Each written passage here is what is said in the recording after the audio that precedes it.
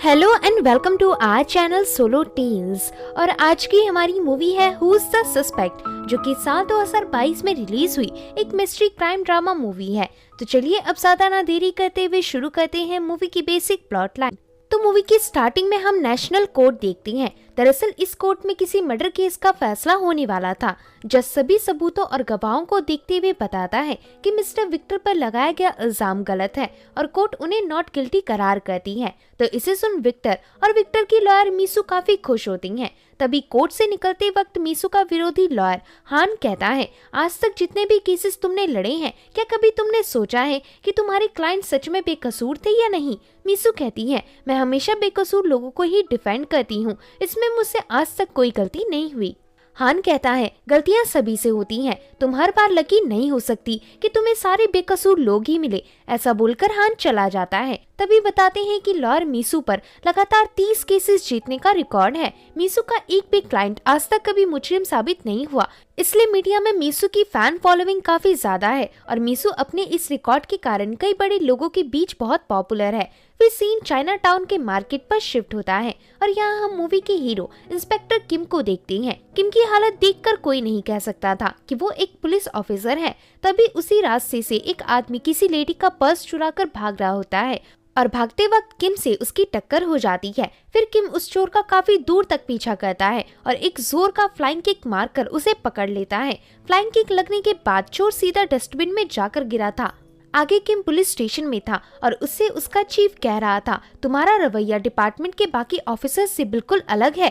पहले भी तुमने एक आदमी को मुजरिम समझकर उसे काफी जोर का किक मारकर उसकी टांग तोड़ दी थी और अभी उस आदमी का लॉयर हमारे पीछे पड़ा हुआ है। इस पूरे पुलिस स्टेशन में तुम्हारे ही सबसे ज्यादा कंप्लेंट्स आ चुके हैं। किम कहता है, सबसे ज्यादा केसेस भी मैंने ही सॉल्व किए हैं। चीफ कहता है, मैं तुमसे बहस नहीं करना चाहता, मैंने बस तुम्हें इतना बताने बुलाया था कि तुम्हें कुछ वक्त के लिए सस्पेंड किया जा रहा है, तुम पर इंटरनल अफेयर वाले इंक्वायरी करेंगे। किम कहता है, मुझे पता है कि मुझे अचानक ही क्यों सस्पेंड किया जा रहा है। असल में तुम डरे हुए हो कि कहीं मैं इन्वेस्टिगेशन ब्यूरो को ये ना बता दूं कि मैंने तुम्हें रिश्वत लेते देखा था। चीफ कहता है, तुम्हारी बातों का कोई विश्वास नहीं करेगा, अब निकल जाओ यहाँ से। तब अगली सुबह किम मदद मांगने लॉयर मीसू के पास जाता है। मीसू और किम बचपन से ही एक दूसरे के फ्रेंड्स थे। मीसू कहती है, जैसा कि मुझे लगा ही था, फाइनली तुम सस्पेंड हो ही गए। जल्दी मैं तुम्हारा केस लड़ने के लिए किसी नए वकील को हायर करूंगी। किम कहता है, मुझे बस तुम्हारी ही जरूरत है। पता है, मैंने उस आदमी को पहले भी 3 बार रंगे हाथों पकड़ा हुआ है, इसलिए वो मुझ पर अपनी टांग टूटने का झूठा इल्जाम लगा रहा है।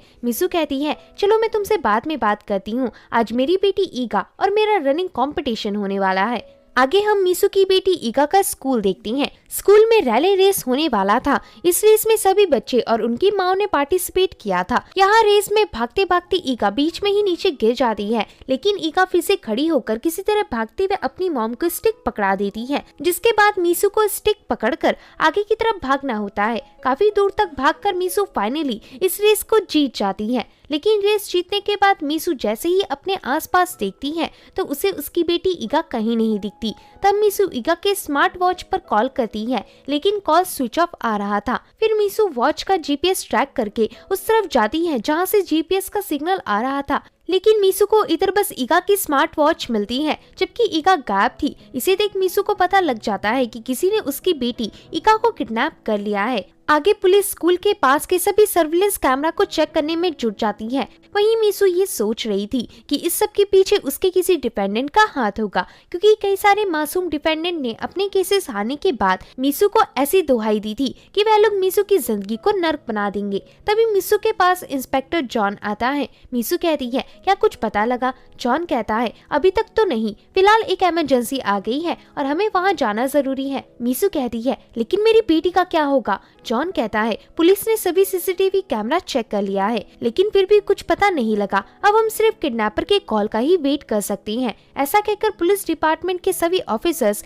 इमरजेंसी एरिया में चले जाती हैं। तभी मीसू को डोर नॉक करने की आवाज आती है। जब मीसू दरवाजा खोलती है तब उसे नीचे एक पार्सल बॉक्स दिखता है। इस बॉक्स के अंदर सेल फोन और एक फोटो थी। मीसू देखती है कि वो फोटो उसकी बेटी ईगा की थी जो किडनैपर ने भेजी थी। इसे देख मीसू की नजर सामने की तरफ जाती है। वहाँ कॉरिडोर से कोई आदमी भाग रहा था।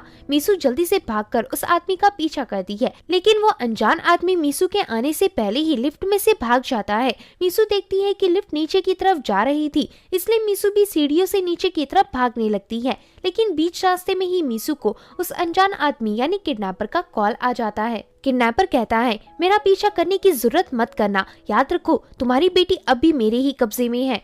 मीसू कहती है, तुम्हें क्या चाहिए? मैं तुम्हें मुंह मांगे पैसे देने को भी तैयार हूँ। किडनैपर कहता है, दुनिया में पैसों से भी ज्यादा बेशकीमती होता है न्याय यानी जस्टिस, बट हमेशा बुरे के साथ अच्छा और अच्छों के साथ बुरा होता आया है। मीसू कहती है, लेकिन इस सबसे मेरी बच्ची का क्या कनेक्शन? किडनैपर कहता है, डैनियल नाम का एक आदमी है, कोर्ट ने पहले मुकदमे पर उसे डेथ पेनल्टी सुनाई है। मैं चाहता हूँ कि तुम डैनियल के पक्ष में केस लड़ो और दूसरे ट्रायल में उसे किसी तरह निर्दोष साबित करा दो। दूसरा ट्रायल 5 दिन बाद ही होने वाला है। याद रखना, अगर डैनियल जिंदा रहा तभी तुम्हारी बेटी जिंदा रहेगी। ऐसा कहकर किडनैपर मीसू को ईगा के चिल्लाने की आवाज सुनाता है। तब मीसू कहती है, प्लीज उसे कुछ मत करना, जो भी तुम कह रहे हो वो सब मैं करने को तैयार हूँ। इसे सुन किडनैपर कॉल रख देता है। फिर मीसू पुलिस स्टेशन के डाटाबेस से डैनियल मर्डर केस के बारे में पता करने लगती है। मीसू को इंटरनेट और सोशल मीडिया से पता चलता है कि रेबेका नाम की कोई लड़की अचानक से शहर से गायब हो गई थी। बाद में रेबेका की लाश पुलिस वालों को एक खेत के बीचों बीच मिली।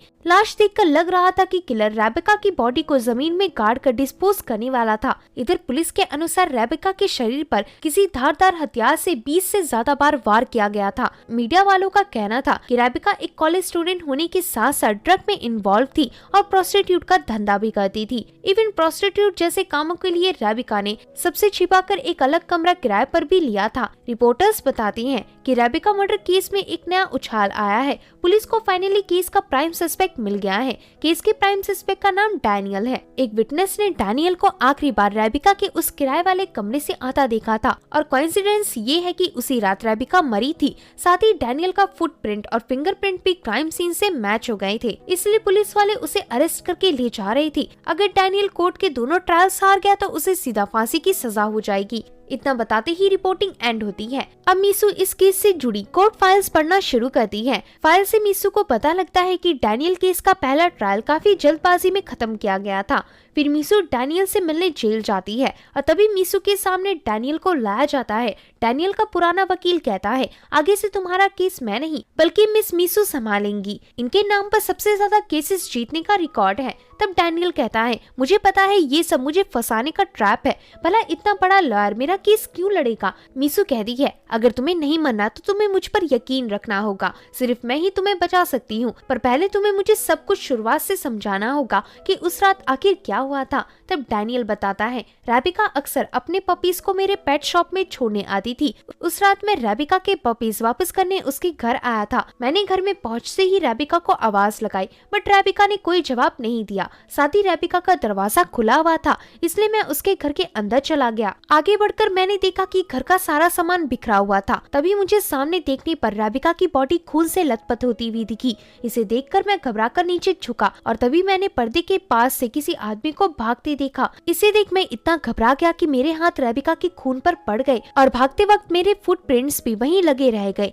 मेरे ख्याल से पर्दे के पीछे वाला आदमी ही असली किलर था। मीसू कहती है, तो तुमने इसकी खबर उसी वक्त पुलिस को क्यों नहीं दी? डैनियल कहता है, एक्चुअली मैं घबरा गया था क्योंकि मेरे फिंगरप्रिंट्स और पैरों के निशान क्राइम सीन में लग चुके थे और पुलिस सबसे पहले मुझे ही अरेस्ट करके ले जाती। मीसू कहती है, क्राइम सीन में किसी भी तीसरे आदमी के होने के निशान नहीं थे, तो मैं कैसे मान लूं कि वहाँ कोई तीसरा इंसान मौजूद था। इतना कहते ही वहाँ गार्ड आकर डैनियल को उठाकर ले जाता है क्योंकि डैनियल का टाइम अप हो गया था। डैनियल जाते जाते कहता है, मैंने किसी को नहीं मारा, मेरा यकीन करो। तब मीसू को लगता है कि जरूर इस केस में कुछ गड़बड़ है। उसी दिन मीसू इंस्पेक्टर किम को मिलने बुलाती है। मीसू इंस्पेक्टर से कहती है, जिस जिस आदमी ने तुम पर उसके घुटने टूटने का इल्जाम लगाया था, मेडिकल रिपोर्ट से पता लगा है कि उस आदमी के घुटने पहले से ही टूटे हुए थे। रिपोर्ट को देखकर किम कहता है, अब मैं उसे नहीं छोड़ूंगा। मीसू कहती है, वैसे इस केस को सुलझाने के बदले मुझे तुम्हारे डैनियल केस को सुलझाने में हेल्प चाहिए। किम कहता है, अगर तुम मेरी मदद नहीं करती तब भी मैं तुम्हारी हेल्प कर देता, लेकिन डैनियल केस थोड़ा ज्यादा कॉम्प्लिकेटेड है। डैनियल पहला ट्रायल कब का हार चुका है, अगर वो इस ट्रायल को भी हार गया तो उसे सीधा फांसी होगी। मीसू कहती है, मैं जानती हूँ, लेकिन इस केस को लेने के पीछे मेरा एक पर्सनल रीजन है। आगे ये दोनों मॉर्चरी जाकर रेबिका की डेड बॉडी देखती हैं। इधर डॉक्टर बेंजो इन्हें बताता है कि कल ही रेबिका की लाश को यहाँ से फ्यूनरल के लिए भेज दिया जाएगा। एनीवे, किलर ने रेबिका को मारने के बाद उसकी पूरी डेड बॉडी को अल्कोहल से अच्छी तरह से साफ किया था। इसी कारण से रेबिका की बॉडी पर कहीं भी किसी के फिंगरप्रिंट का निशान नहीं है। मीसू कहती है, किलर इतना सतर्क था कि उसने डेड बॉडी में एक छोटा सा फिंगरप्रिंट तक नहीं छोड़ा। फिर ऐसा शातिर किलर क्राइम सीन में अपने फुटप्रिंट और फिंगरप्रिंट्स मिटाना कैसे भूल सकता है।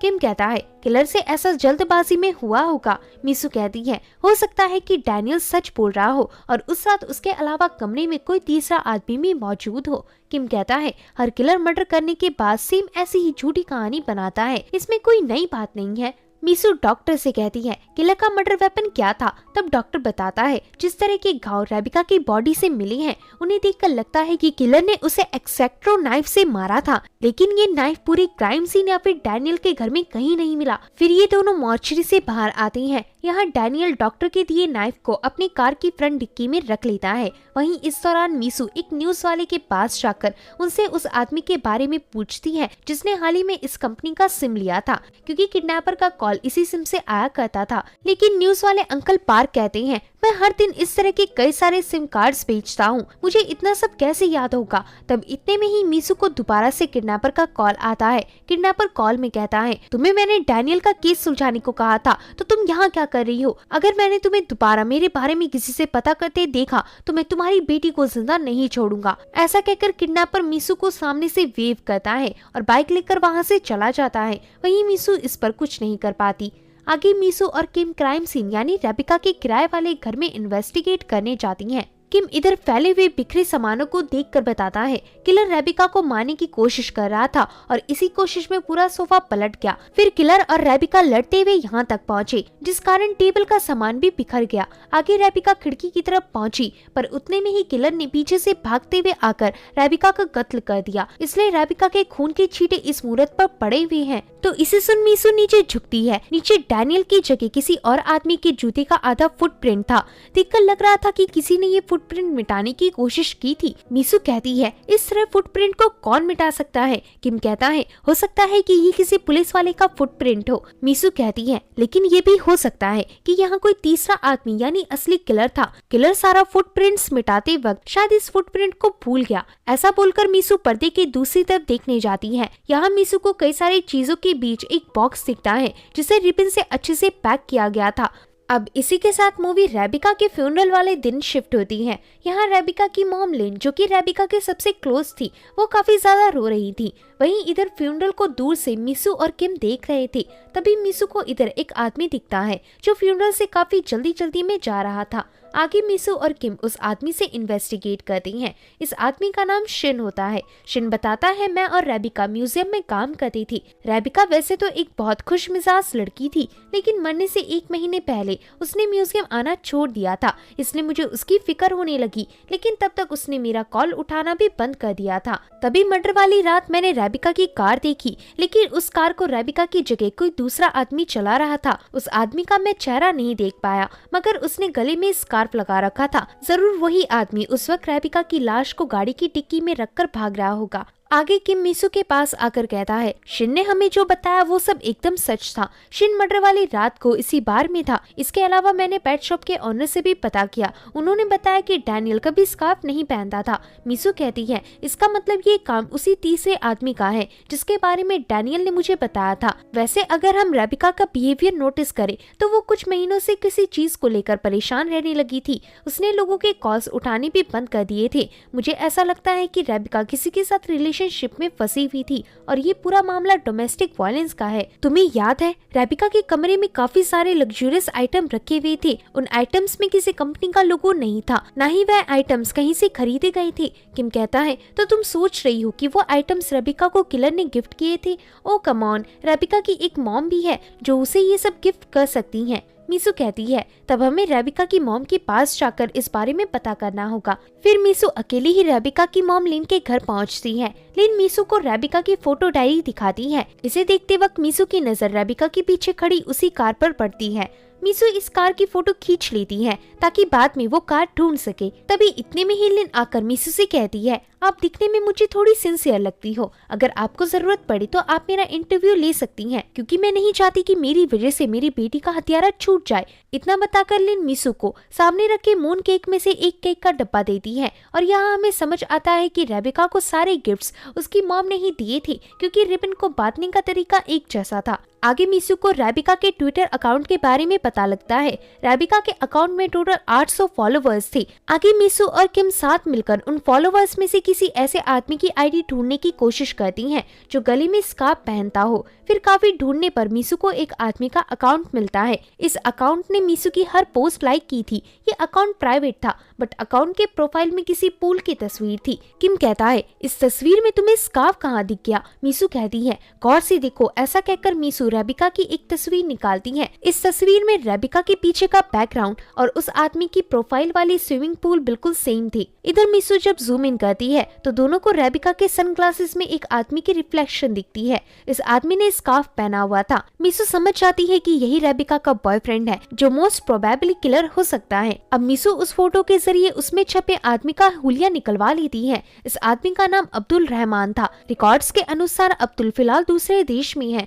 तभी मीसू को अचानक से दोबारा किडनैपर का कॉल आता है। किडनैपर कहता है तुम्हारी बेटी के पूरे शरीर में रैशेस हो गए हैं। मीसू कहती है ईका को सैंडविच से एलर्जी है, उसकी दवाई उसे देना जरूरी है। किडनैपर कहता है इस पर मैं क्या करूं? मीसू कहती है सही वक्त पर दवाई न मिलने पर ईका की हालत और बिगड़ सकती है। ऐसा करो कि तुम मुझे अपना एड्रेस बताओ, मैं वहीं आकर तुम तक दवाई पहुंचाती हूँ। किडनैपर कहता है तुम मेरे साथ मजाक कर रही हो क्या? मीसू कहती है मैं मजाक नहीं कर रही, याद रखना अगर ईका को कुछ हुआ तो डैनियल भी कभी बेकसूर साबित नहीं होगा और इस सब में तुम्हारी ही गलती होगी। तब किडनैपर मान जाता है। आगे मीसू गाड़ी से किडनैपर की बताई जगह पर पहुंचती है। तभी मीसू के पास एक जंगली कुत्ता आता है जो रस्सी से बंधा हुआ था। किडनैपर फोन में कहता है तुम इस कुत्ते के बैग में मेडिसिन डाल दो। तब मीसू ऐसा ही करती है और फिर कुत्ता जिस रस्सी से बंधा हुआ था उस तरफ जाने लगता है। दरअसल यहाँ जंगल के बीचों बीच एक घर था। मीसू समझ जाती है कि किडनैपर उसी घर के अंदर है। मीसू किडनैपर से कहती है मैं बस एक बार अपनी बेटी को देखना चाहती हूँ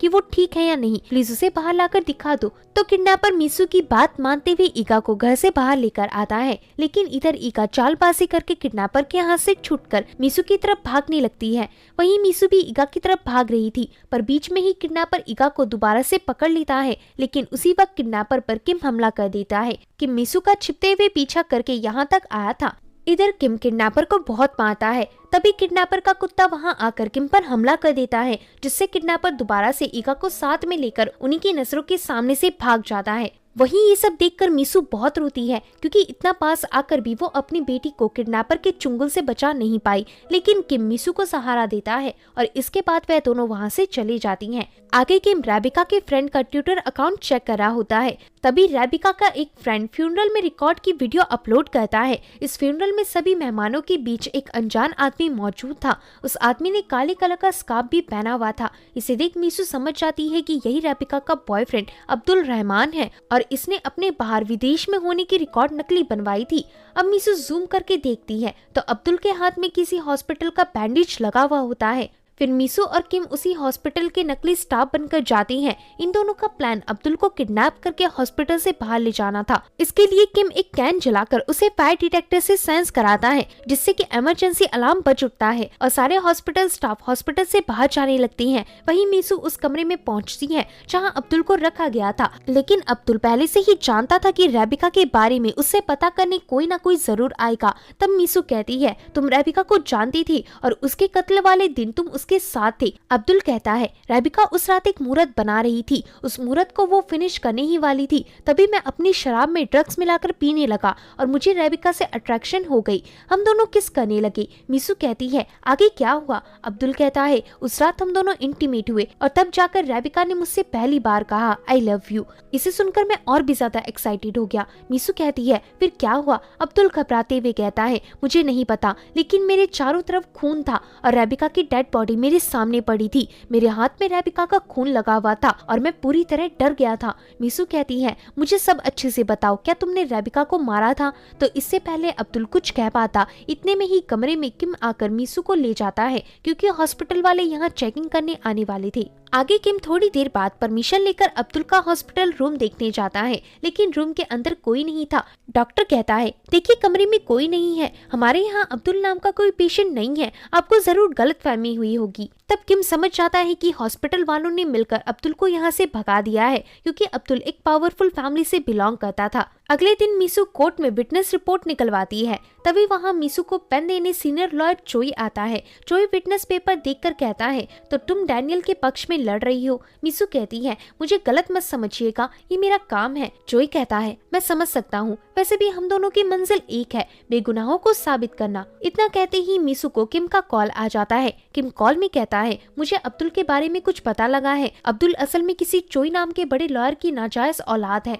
तो इसे सुन मीसू सामने की तरफ देखती है क्योंकि जिस सीनियर लॉयर ने मीसू से थोड़ी देर पहले बात की थी वही अब्दुल का फादर चोई था। आगे मीसू किम के साथ केस से रिलेटेड बात कर रही होती है, तभी दोनों को उनके सामने एक बैग दिखाई देता है। किम आगे बढ़कर जब उस बैग को खोलता है तो उसमें एक टूटी हुई डॉल थी जिसके साथ एक नोट भी था। नोट में लिखा हुआ था अगर तुम कल कोर्ट में हार गई तो अगली बार इस डॉल की जगह तुम्हारी बेटी होगी। इसे देख मीसू काफी ज्यादा घबरा जाती है। तभी किम को उसके आदमी का कॉल आता है। किम ने इस आदमी को रेबिका की गाड़ी का पता लगाने को कहा था और फाइनली उसके आदमी को गाड़ी का पता लग चुका था। आगे ये दोनों उस गाड़ी को देखने जाती हैं, लेकिन गाड़ी पहले ही जलाई जा चुकी थी जिससे सारे एविडेंस मिट गए थे। इसी फ्रस्ट्रेशन में किम गाड़ी का एक हिस्सा गंदे पानी में डालता है। पानी गंदा होने के कारण गाड़ी का वो हिस्सा नजर भी नहीं आता। इसे देख मीसू को एक आइडिया आता है। आगे ये दोनों फिर से क्राइम सीन में जाकर पूरा क्राइम दोबारा से परफॉर्म करते हैं। परफॉर्म करते वक्त मीसू की नजर नीचे फीकी हुई मूर्ति पर पड़ती है। इसी मूर्ति को रेबिका आखिरी बार बना रही थी। मीसू देखती है कि पूरी मूर्ति को काफी सटीकता के साथ बनाया गया था, लेकिन मूर्ति के सिर का हिस्सा जल्दबाजी से ढका गया था। इसे देख मीसू उस मूर्ति को नीचे गिराकर तोड़ देती है और तब आता है मूवी का असली ट्विस्ट। असल में तब से किलर का मर्डर वेपन इसी स्टैचू के अंदर छिपा हुआ था, जिस कारण ये वेपन किसी को नहीं मिला। किम को पक्का यकीन होता है कि वेपन में जरूर अब्दुल का ही डीएनए होगा। आगे ये दोनों उस चाकू का डीएनए टेस्ट करवाने जा ही रहे होती हैं कि तभी इनका कोई गाड़ी एक्सीडेंट कर देती है। एक्सीडेंट करने वाला और कोई नहीं बल्कि अब्दुल का फादर चोई था। चोई के लोग किम को बहुत पीटते हैं और चोई मीसू से चाकू के बारे में पूछता है। तब मीसू बताती है चाकू गाड़ी की डिक्की में है। फिर चोई के गुंडे डिक्की से चाकू निकाल कर चोई को देती हैं। चोई कहता है ये चाकू ही केस का सबसे बड़ा एविडेंस होने वाला था। ऐसा कहकर चोई उस चाकू को आग में जला देता है। मीसू कहती है आप एक सीनियर लॉयर होते हुए भी ये सब कर रहे हो। चोई कहता है एक बाप होने के नाते मैं वो सब कर चुका हूँ जो तुम सोच भी नहीं सकती। चोई के ऐसा कहती ही मूवी फ्लैशबैक में जाती है। जिस रात रेबिका का मर्डर हुआ था उसी रात अब्दुल रेबिका की गाड़ी लेकर अपने फादर के पास आया। फादर चोई ने गाड़ी की डिक्की खोल कर देखा तो उसमें रेबिका की लाश थी। इसे देख चोई ने अब्दुल को बहुत मारा कि आखिर तुम किसी का मर्डर कैसे कर सकती हो। लेकिन अब्दुल को ड्रग्स लेने के कारण कुछ भी याद नहीं था। हर बाप की तरह चोई भी नहीं चाहता था कि उसका बेटा जेल में सड़े, इसलिए उसने एक प्रोफेशनल क्लीनर मैक्स को हायर किया। मैक्स क्राइम सीन में लगे डीएनए और सबूतों को साफ करने में मास्टर था। मैक्स ने क्राइम सीन में लगे खून, दाग धब्बे, फिंगरप्रिंट सब कुछ मिटा दिए। दूसरी तरफ चोई ने भी रेबिका की बॉडी को अल्कोहल से साफ करके उसे खेत के बीचों बीच काट दिया, लेकिन डिकम्पोज होने से पहले ही वो बॉडी पुलिस वालों की नजरों में आ गई। चोई कहता है अगर उस वक्त क्राइम सीन में डैनियल नहीं आया होता तो ये केस कभी कोर्ट के सामने नहीं आ पाता। खैर तुम डैनियल की लॉयर हो इसलिए मजबूरन मुझे तुम्हें मानना पड़ेगा। ऐसा कहते ही चोई के लोग उन दोनों को गाड़ी से बांधकर गाड़ी के चारों ओर पेट्रोल छिड़क देती हैं और आग लगाकर वहां से चले जाते हैं। चोई लास्ट तक गाड़ी को ब्लास्ट होता हुआ देखता है और फिर वहां से जाता है। अगली सुबह कोर्ट की इंक्वायरी शुरू होती है और टाइम भी काफी ज्यादा बीत चुका होता है। इधर चोई जानते थे कि मीसू मर चुकी है इसलिए वो कभी नहीं आएगी। तभी जज डैनियल से कहता है आपकी लॉयर अभी तक कोर्ट में हाजिर नहीं हुई है, क्या आप कुछ कहना चाहेंगे। डैनियल कहता है क्या हम थोड़ा और इंतजार कर सकती हैं? डैनियल के इतना कहते ही कोर्ट रूम का दरवाजा खुलता है और उसमें से मीसू एंटर होती है। दरअसल जब चोई के लोग गाड़ी में आग लगाकर भागे थे तो उस वक्त किम ने गाड़ी का रेस्ट सीट ऑन कर दिया था और आसानी से उस रस्सी से बाहर निकल गया था। इसके बाद किम ने एक चाबी की मदद से मीसू की हैंडकफ्स भी खोल दिए थे और ब्लास्ट होने के सिर्फ 1 सेकंड पहले ही ये दोनों गाड़ी से कूदकर बच गए। इसलिए लॉयर मीसू आज कोर्ट में हाजिर हो पाई है। इसे देखकर चोई की आंखें खुली की खुली रह जाती हैं। आगे मीसू की बातें सुनकर विरोधी लॉयर हान कहता है, कोर्ट में मीसू ने जो कुछ भी बताया वो सब झूठ है। अगर सच में डैनियल की जगह कोई तीसरा आदमी दोषी है तो इस बात को साबित करने के लिए लॉयर मीसू के पास कौन सा गवाह है? तब इधर मीसू के हाथ से ये केस जाता हुआ दिखता है, लेकिन इतने में ही कोर्ट में किम सीधा अब्दुल को पकड़कर ले आता है। इसे देख मीसू कहती है, माय लॉर्ड, मैं अपने विटनेस के रूप में अब्दुल का बयान लेना चाहूंगी क्योंकि अब्दुल ही वो स्कार्फ मैन है। तो जज इसकी सहमति दे देता है और अब चोई इधर बुरा फंसता है। आगे मीसू अब्दुल से कहती है, तुम्हें तुम्हारी मॉम याद है? जब तुम सिर्फ 5 साल के थे उसी वक्त उन्होंने सुसाइड अटेम्प्ट कर लिया था। तुम उन्हें बचाना चाहते थे बट तुम ऐसा नहीं कर पाए। तुम्हें अच्छे से पता है कि लोगों से प्यार करने का मतलब उन्हें प्रोटेक्ट करना होता है, लेकिन जरा रेबिका के घाव की तरफ देखो तुमने उसका कितनी बेरहमी से मर्डर किया था। अब्दुल कहता है, रेबिका ने बोला था कि वो मुझसे प्यार करती है पर फिर वो मुझसे दूर जाने लगी थी। मीसू कहती है, और इसलिए तुमने रेबिका का कत्ल कर दिया। तुम रेबिका को अपने कंट्रोल में करना चाहते थे बट वो इसके लिए नहीं मानी। अब्दुल कहता है, मुझे कुछ याद नहीं, मैं बस इतना जानता हूँ कि मुझे आई लव यू बोलने के बाद रेबिका खून से लथपथ थी और उसकी जान जा चुकी थी। तभी बीच में हान उठकर कहता है, मुझे ऑब्जेक्शन है, अब्दुल बयान देने लायक इंसान नहीं है। ये रहा अब्दुल का मेडिकल रिपोर्ट। इसके मुताबिक अब्दुल की दिमागी हालत कुछ गड़बड़ है और उसका हॉस्पिटल में इलाज चल रहा है। ऐसे में अब्दुल की गवाही को मानना ठीक नहीं है। तब मीसू कहती है, मेरे पास एक और गवाह है जिससे मैं सवालात करना चाहूंगी। इस बार मैं कटघरे में अब्दुल के नाजायज फादर लॉयर चोई को बुलाना चाहती हूँ। तो जज इसकी परमिशन दे देता है। फिर मीसू चोई से अब्दुल की फाइट की रिकॉर्डिंग के बारे में बात करती है जिसके अकॉर्डिंग अब्दुल विदेश में था। चोई झूठ बोलकर कहता है, दरअसल अब्दुल बचपन से ही अमेरिका में रहकर बिगड़ गया था। वहाँ के दोस्तों ने उसे ड्रग्स लेने की आदत तक दिलवा दी थी। ड्रग्स लेते लेते अब्दुल डिल्यूजन में जाने लगा। वो असल जिंदगी में फर्क करना भूल गया। इसलिए मैं उसे यहाँ वापस लाया ताकि उसकी दिमागी ट्रीटमेंट करवा सकूं। लेकिन तब तक के लिए मैं नहीं चाहता था कि इस बारे में किसी को पता लगे कि अब्दुल मेरा नाजायज बेटा है। इसलिए ट्रीटमेंट होने तक मैंने अब्दुल के फर्जी फ्लाइट्स रिकॉर्ड तैयार कराए ताकि हमारे बारे में किसी को पता न लगे। मीसू कहती है, लेकिन आप आज मानती हैं कि आप ही अब्दुल के फादर हैं? चोई कहता है, हाँ। मीसू कहती है, वैसे हमारे पास आपको दिखाने के लिए एक एविडेंस है। ऐसा बोलकर मीसू टीवी पर एक वीडियो चलाती है। इसमें चोई खुद ही बता रहा था कि उसने अपने बेटे अब्दुल के लिए कैसे कैसे सारे एविडेंस क्राइम सीन से हटाए थे। इस रिकॉर्डिंग को देख कोर्ट का हर आदमी शॉक रह जाता है। फ्लैशबैक में दिखाती है कि जिस वक्त चोई के लोग किम को पीट रहे थे उस वक्त मीसू ने बड़ी चालाकी से अपनी स्मार्ट वॉच का कैमरा ऑन कर दिया था और इसी से ये सारी रिकॉर्डिंग हुई थी। मीसू कहती है, इस पूरे गुनाह में डैनियल के साथ साथ मिस्टर चोई भी बराबरी के हकदार थे। इवन इन्होंने हमारा की एविडेंस जो कि मर्डर वेपन था उसे भी तबाह कर दिया क्योंकि उसमें अब्दुल के फिंगरप्रिंट थे। इस केस में मेरे क्लाइंट डैनियल को बेवजह बगैर किसी पुख्ता सबूत के सिर्फ फिंगरप्रिंट्स के बलबूते पर फांसी की सजा सुनाई गई जो कि अनफेयर है। तो कोर्ट फैसला करती है कि वह लोग डैनियल के सर से सारे चार्जेस हटा देंगे और अब डैनियल आजाद है। मीसू आगे कहती है, मैं कोर्ट में सभी से एक आखिरी शब्द कहना चाहती हूँ। दरअसल रेबिका हम सब के लिए एक आम लड़की थी, लेकिन अपनी मॉम के लिए रेबिका ही उनकी पूरी जिंदगी थी। रेबिका काफी हार्ड वर्किंग और इंटेलिजेंट थी। अगर उसका इस तरह मर्डर नहीं हुआ होता तो शायद आज उसकी जिंदगी काफी बेहतर होती। तो इसे सुन रेबिका की मॉम लिन के आंसू निकल आती हैं। कोर्ट से जाते वक्त हान मीसू से कहता है, आज पहली बार मुझे तुम्हारी किसी केस को लेकर तुम पर नाज हुआ है। आगे मीसू पुलिस वालों को लेकर उसी एरिया में जाती है जहाँ उसे किडनैपर ने बुलाया था। इधर गार्डन के बीचों बीच पुलिस वालों को एक बैग मिलता है। इस बैग के अंदर मीसू की बेटी ईगा थी। यानी किडनैपर ने अपना वादा रखते हुए डैनियल के जेल से छुटते ही उसकी बेटी वापस कर दी थी। दूसरी तरफ हम डैनियल को देखते हैं जो अपने पेट शॉप के पपी के पास जाकर उसके साथ थोड़ी देर खेलता है और फिर अचानक से उसके पट्टे से उसे लटका देता है जिससे पपी तड़पने लगता है। यानी डैनियल ही वो साइको था जिसने रेबिका को मारा था। तभी कुछ दूर चलते ही डैनियल के सर में कोई भारी सी चीज जा लगती है। आगे हम उसी हेलमेट पहनने वाले किडनैपर को देखती हैं।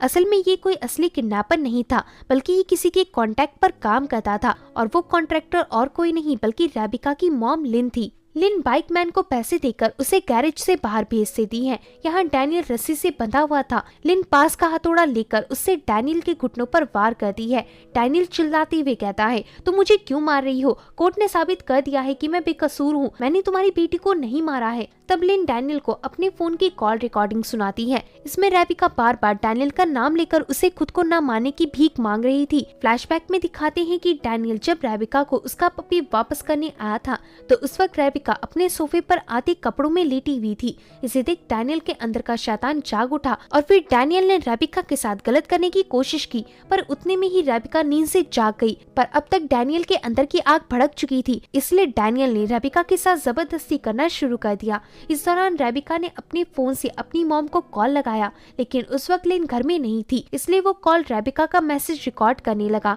इस तरफ रेबिका डैनियल का सामना कर रही थी, तभी रेबिका के हाथ एक चाकू लगा, लेकिन उस चाकू को डैनियल ने छीन लिया और गुस्से में उससे रेबिका पर हमला करने लगा। अब तक डैनियल की हवस गुस्से में बदल चुकी थी और इस गुस्से में डैनियल ने रेबिका को मार डाला। मारते वक्त मर्डर वेपन कच्चे स्टैचू में घुस गया और स्टैचू के नीचे गिरते ही मर्डर वेपन उसके अंदर चला गया। अब डैनियल को डर लगने लगा कि उसने ये क्या कर दिया, पर तभी डैनियल की नजर पर्दे की तरफ गई। दरअसल उस वक्त अब्दुल दूसरे कमरे में सो रहा था। इसे देख डैनियल वहाँ से भाग गया। प्रेजेंट में लिन डैनियल से कहती है, तुमने मेरी बेटी को काफी बेरहमी से मारा था, तुम आसान मौत डिजर्व नहीं करती थी, इसलिए मैंने तुम्हें बेकसूर साबित करवाया। आज मैं तुम्हें ऐसी सजा दूंगी जिसे देखकर सबकी रूह कांप जाएगी। ये सजा नर्क से भी बदतर होगी। ऐसा बोलकर लिन एक बटन ऑन करती है, जिससे डैनियल के हाथ में लगी रस्सी धीरे धीरे नीचे आने लगती है। वहीं डैनियल के पैरों के जस्ट नीचे एक रोलर था, जिससे डैनियल की बॉडी की चटनी बन सकती थी। पर अचानक से डैनियल की रस्सी रुक जाती है।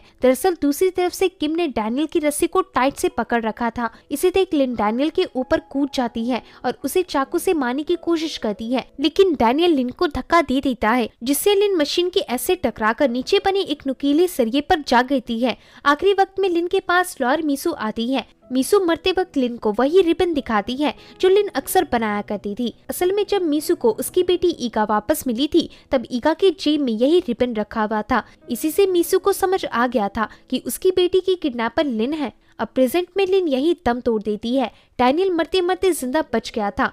मीसू डैनियल को खुद को फिर से कोर्ट के हवाले करने कहती है, लेकिन डैनियल को अपनी गलती का जरा भी पछतावा नहीं था।